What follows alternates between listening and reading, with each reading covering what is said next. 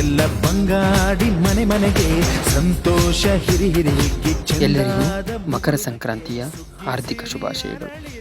ಭಾರತೀಯರ ಅನೇಕ ಹಬ್ಬಗಳಲ್ಲಿ ಸಂಕ್ರಾಂತಿ ಕೂಡ ಒಂದು. ಭಾರತೀಯರು ಸುಮ್ಮನೆ ಯಾವುದೇ ಹಬ್ಬಗಳನ್ನು ಆಚರಿಸುವುದಿಲ್ಲ. ಆ ಎಲ್ಲ ಹಬ್ಬಗಳ ಹಿಂದೆ ಒಂದೊಂದು ವೈಜ್ಞಾನಿಕ ದೃಷ್ಟಿಕೋನ ಇರುವುದನ್ನು ನಾವು ಕಾಣ್ತೇವೆ. ಅದೇ ರೀತಿ ಈ ಸಂಕ್ರಾಂತಿಯು ಕೂಡ ಒಂದು.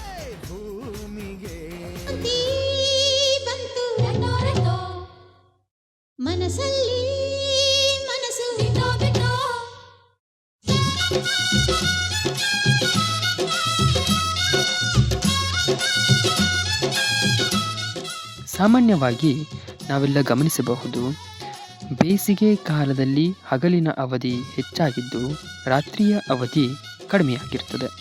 ಹಾಗೆ ಚಳಿಗಾಲದಲ್ಲಿ ಹಗಲಿನ ಅವಧಿ ಕಡಿಮೆಯಾಗಿದ್ದು ರಾತ್ರಿಯ ಅವಧಿ ಹೆಚ್ಚಾಗಿರುತ್ತದೆ.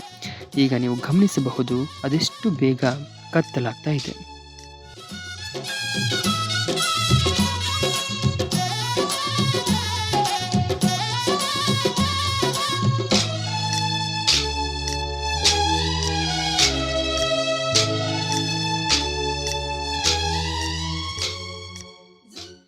ಇಲ್ಲಿ ನಾವು ಗಮನಿಸಬೇಕು, ಸೂರ್ಯ ಮಾರ್ಚ್ನಿಂದ ಜೂನ್ನವರೆಗೆ ಭೂಮಧ್ಯ ರೇಖೆಯಿಂದ ಕರ್ಕಾಟಕ ಸಂಕ್ರಾಂತಿ ವೃತ್ತದ ಕಡೆಗೆ ಚಲಿಸ್ತಾನೆ. ನಂತರ ಜೂನ್ನ ಅಂತ್ಯದಿಂದ ತನ್ನ ಚಲನೆಯನ್ನು ದಕ್ಷಿಣದ ಕಡೆಗೆ ಆರಂಭಿಸಿ ಸರಿಯಾಗಿ ಜನವರಿಯ ಪೂರ್ವ ಭಾಗದಲ್ಲಿ, ಅಂದರೆ ಹೆಚ್ಚು ಕಡಿಮೆ ಜನವರಿಯ 13ರಂದು ಮಕರ ಸಂಕ್ರಾಂತಿ ವೃತ್ತವನ್ನು ತಲುಪಿ ನಂತರ ಮತ್ತೆ ಜನವರಿ 14ರ ನಂತರ ತನ್ನ ಪ್ರಯಾಣವನ್ನು ಉತ್ತರದ ಕಡೆಗೆ ಆರಂಭಿಸುತ್ತಾನೆ. ನೀವು ನಾಳೆ ಗಮನಿಸಿ, ಸೂರ್ಯ ಸರಿಯಾಗಿ ಪೂರ್ವಕ್ಕೆ ಉದಯಿಸುತ್ತಾನಾ ಎಂದು.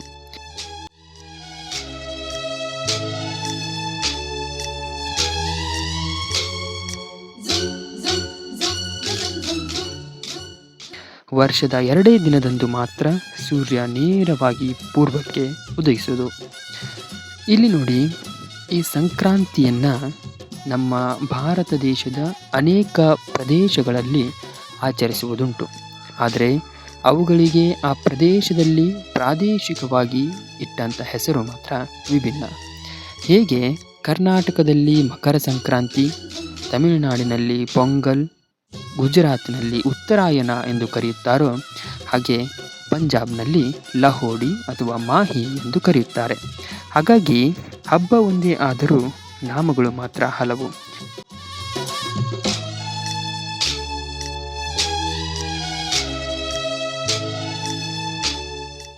ಇದಿಷ್ಟು ಇವತ್ತಿನ ದಿನದ ಮಾಹಿತಿ. ಹೆಚ್ಚಿನ ಮಾಹಿತಿಯೊಂದಿಗೆ ಮತ್ತೆ ಭೇಟಿಯಾಗುತ್ತೇನೆ. ಧನ್ಯವಾದಗಳು.